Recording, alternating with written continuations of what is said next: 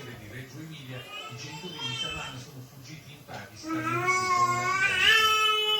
Il 10 febbraio comincerà il processo che vede tutti e 5 rinviati a giudizio. Le accuse sono pesantissime: concorso di sequestro di persone, omicidio e sottrazione di cadaveri. Gli investigatori sono convinti che la ragazza sia stata uccisa nelle campagne della Bassa Reggiana e il corpo cercato a lungo fatto sparire nella zona. Per la procura l'intera famiglia avrebbe agito contro Saman come punitiva.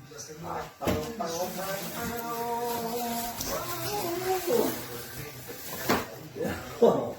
come quanto è veloce? Aziende che lavorano nella Ma quanto è veloce? Ma è velocissimo.